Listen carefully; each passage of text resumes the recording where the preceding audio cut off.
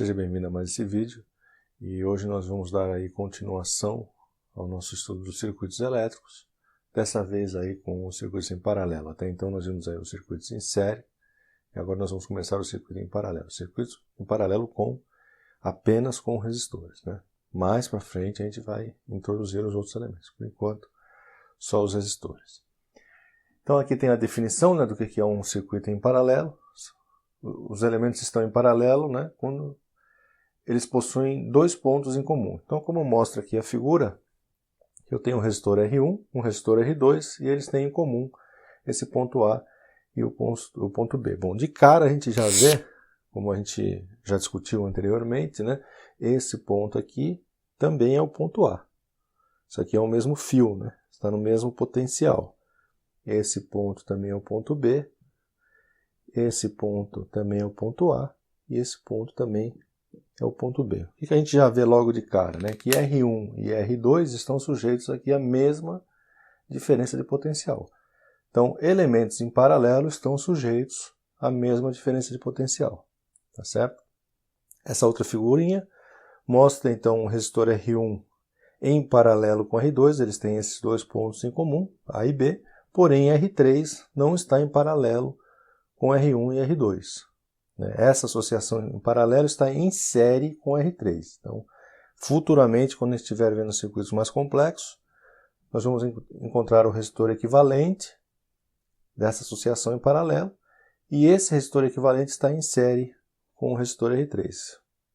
E pode ser, então, encontrada a resistência equivalente total, que seria a resistência equivalente entre esse resistor equivalente do paralelo em série com o resistor R3. Certo? Mas isso é coisa mais lá para frente. E aqui, R1 em série com R2 e essa associação em série em paralelo com R3, já que essa associação tem dois pontos em comum com o resistor R3. Bom, agora vamos ver como se calcula então essa resistência equivalente, né? Primeiro, falando em termos de condutância, a condutância equivalente, a condutância total de um circuito em paralelo, é a soma das condutâncias. E como a condutância é 1 sobre R, a resistência equivalente é calculada. 1 sobre R equivalente é igual ao somatório de 1 sobre R's, né? 1 sobre R1, 1 sobre R2, 1 sobre R3, até lá o 1 sobre Rn, quantos tiverem, né? E aqui a representação gráfica disso, né? Então, novamente, aqui nós temos o nosso ponto A, o nosso ponto B. Aqui também é A e aqui também é B, o mesmo fio, né? Aqui também é o mesmo fio. Então, todo mundo aqui, até aqui é o ponto A. E aqui até o ponto B. Então, todo mundo aí está sujeito à mesma tensão. Dois pontos em comum para essa cambada aí, então, está em paralelo, certo? Importante notar aqui, quando a gente começar a fazer os cálculos, nós vamos perceber que a resistência equivalente, né, por exemplo, dessa figura aqui, a resistência equivalente ela é sempre menor do que a menor resistência que a gente tem aqui. Essa propriedade lá na nossa série de eletrônica a gente utilizou para fazer algumas simplificações matemáticas. Nós vamos ver isso aí, de vez em quando isso é útil, e a gente consegue simplificar a equação levando esse fato em consideração. Isso vai ficar claro aí quando a gente estiver fazendo exercício mais para frente. Aí. Se eu tiver os resistores todos iguais, né, a condutância total é o número de resistores vezes a condutância. E a resistência equivalente, 1 sobre R equivalente, é igual a N vezes 1 sobre R. E aí a resistência total, ou equivalente, é igual a R dividido por N. Né? No caso do R, igual. Então imagine aqui uma figura como essa aqui, onde R1 é igual a R2, igual a R3, igual a Rn. Os resistores são todos iguais. Aí vale essas duas relações aí. Se eu tiver apenas dois resistores na associação, calculando 1 sobre R equivalente igual a 1 sobre R1 mais 1 sobre R2, eu vou encontrar R equivalente ou produto pela soma. Tá certo? Se tiver três resistores é um pouquinho mais complicado, mas na dúvida pode fazer desse jeito aqui que funciona. Agora vamos fazer uma análise melhorada, né, de um circuito. O circuito mais simples possível, aqui um circuito paralelo do mais simples possível. Então esse ponto aqui nós já sabemos que é igual a esse, ponto A. Esse é o ponto B. ponto B e ponto A. Sabemos que a tensão do resistor R1 é igual à tensão, né, V1 é igual a V2, que é igual à tensão que eu tenho na fonte. A corrente circula do mais para o menos da bateria. Então, ao chegar aqui, a corrente vai se dividir em cada resistor. Tá certo? A corrente procura sempre o caminho de menor resistência. Então, qual é o resistor que recebe a maior corrente? O de menor resistência. Quando fizermos o exercício, vai ficar ainda mais claro isso daí. Vale a lei de Ohm, né, para os resistores, é o que está aqui. Então, vale a lei de Ohm. A tensão nos resistores é a tensão da fonte. E a fonte está em paralelo com eles, né? E a gente vê aqui que a soma, a corrente que sai da fonte é a soma das duas correntes. A potência dissipada em cada resistor vale aquelas equações de potência que a gente viu anteriormente, V1 vezes I e 1 quadrado R1, V1 quadrado sobre R1, lembrando que V1 é igual a V2, nesse circuito aqui, né? Mesma coisa para a potência dissipada no resistor 2 e a potência aí do sistema, a potência na fonte aqui, né, é a tensão da fonte vezes a corrente total. Vimos aí nos vídeos passados a lei de Kirchhoff das tensões e agora nós vamos ver a lei de Kirchhoff para a corrente. E ela diz que a soma algébrica das correntes que entram e saem de um nó ou um sistema é igual a zero. O somatório das correntes que entram é igual ao somatório das correntes que saem. Então, lá naquela junção, né, aquele ponto A e no ponto B, a gente tem um cruzamento aqui que a gente chama de nó. E a corrente I1, que está entrando no nó, é igual às correntes que estão saindo. Então, nesse caso aqui, I1 é igual a I2 mais I3. Tá certo? Vale também para um sistema. Então, imagine aqui que eu tenho um circuito complexo lá, as correntes que estão entrando no circuito, a soma das correntes que estão entrando é igual à soma das correntes que estão saindo. Para essa figura aqui, eu tenho entrando I1 e I4, é igual a I2 mais I3 que estão saindo, certo?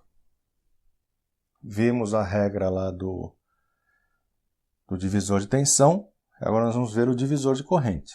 Então, lá no divisor de tensão, as tensões eram distribuídas ao longo da associação em série, proporcionalmente ao valor das resistências. Então, a maior resistência ficava com o maior valor de tensão. Aqui, como nós já falamos, a corrente procura o caminho de menor resistência. Então, obviamente, a maior corrente vai ficar com a menor resistência. Onde é mais fácil de passar corrente, vai passar mais corrente.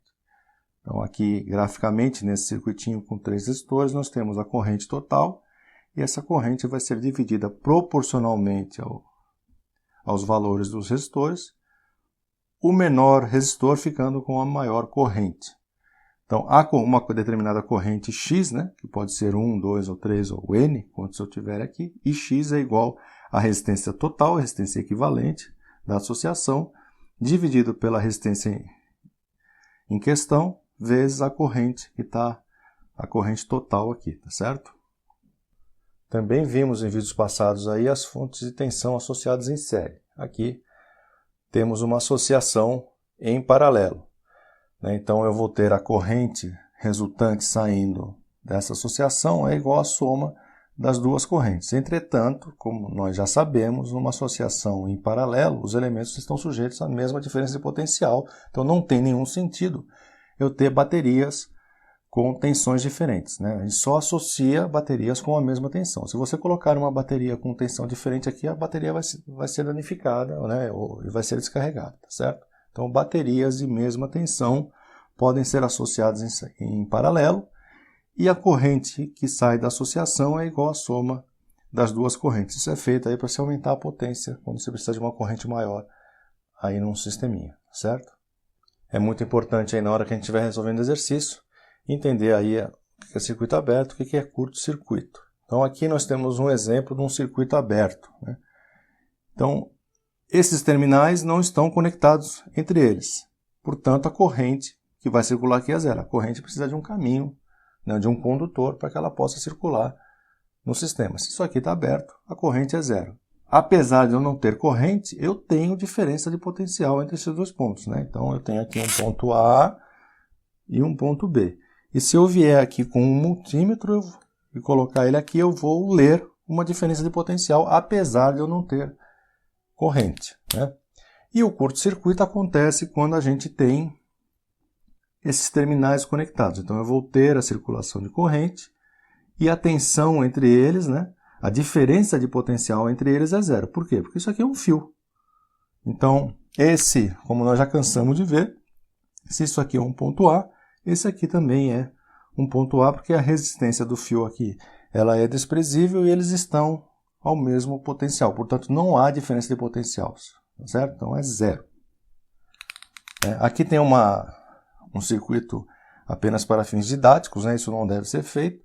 A gente tem uma fonte, né, para a gente ver o que acontece quando a gente curto-circuita um elemento, né? Então, eu tenho aqui uma fonte, um resistor, e eu curto-circuitei os terminais do resistor.